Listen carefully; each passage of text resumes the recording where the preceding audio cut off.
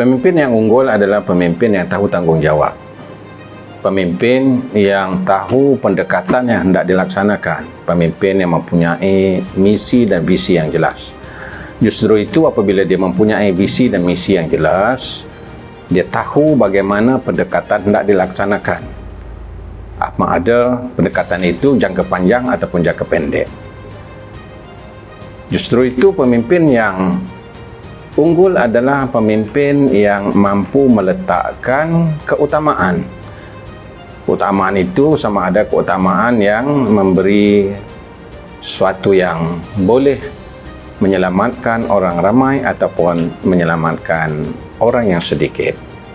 Kerana itu pemimpin yang unggul adalah pemimpin yang bijaksana melaksanakan sesuatu tanggungjawab dan ia mampu melaksanakan tanggungjawab itu. Di samping itu pemimpin yang unggul adalah pemimpin yang tahu meletakkan tanggungjawab itu kepada individu-individu yang mampu melaksanakannya berdasarkan kepada keupayaan orang yang dipimpin.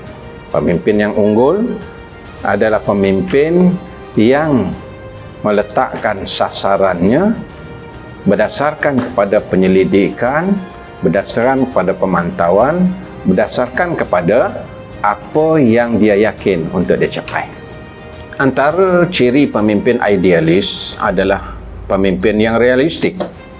Pemimpin yang realistik ialah pemimpin yang mempunyai pemikiran yang matang, iaitu mereka mampu untuk menilai dan melihat serta mempunyai pandangan jauh dan mempunyai pandangan yang terbuka.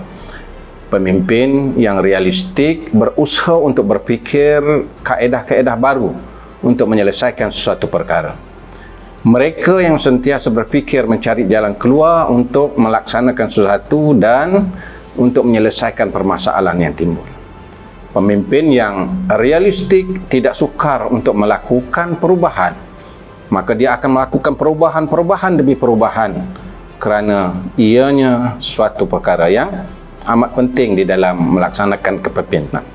Pemimpin yang realistik adalah pemimpin yang sentiasa mencari pendekatan-pendekatan baru untuk menyelesaikan masalah. Sekiranya dia masih kekal dengan pendekatan yang lama, sudah tentu apa jua perkara yang timbul dalam persoalan-persoalan baru tidak dapat diselesaikan. Dari aspek laras bahasa, pemimpin yang idealis adalah mempunyai tata bahasa yang lunak, teratur, kata yang mudah dipahami. Di samping itu, pemimpin yang idealis ialah pemimpin yang menggunakan bahasa dalam laras yang mudah difahami, menepati kehendak masyarakat yang dihadapan ataupun yang berinteraksi dengannya. Bahasa yang memukau, yang boleh menggamit masyarakat untuk menggali istilah-istilah yang digunakan. Di samping bahasa yang digunakan itu memberi makna yang mendalam, makna yang pendek dan juga makna yang berpanjangan, serta mempamerkan suatu istilah ketegasan walaupun dalam bentuk sebutan yang lembut. Bahasa pemimpin yang idealis adalah berdasarkan fakta dan juga berdasarkan pada kajian-kajian yang diperolehi, bukan mencerminkan nilai penggunaan bahasa yang mempamerkan satu kesombongan dan keangkuhan. Dan bahasa yang digunakan oleh pemimpin idealis adalah bahasa yang boleh memberi makna yang berpanjangan dan memberi kesan kepada para pendengar.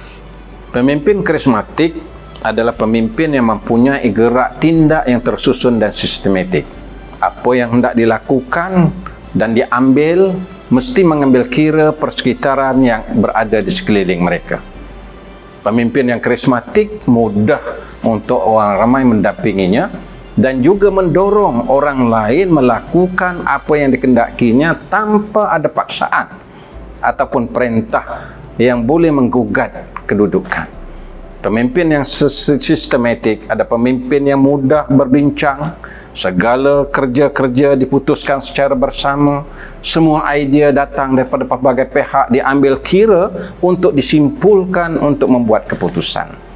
Pemimpin yang karismatik mendengar pandangan orang untuk membuat keputusan dan juga sentiasa bertindak sewajarnya apa yang telah diputuskan. Pemimpin yang karismatik adalah pemimpin yang pantas dan tangkas membuat keputusan dan bertindak terhadap apa yang hendak dilaksanakan, dan mereka sentiasa untuk menonjolkan nilai-nilai kesopanan dan peradaban dan meninggalkan sifat-sifat kesombongan dan keangkuhan.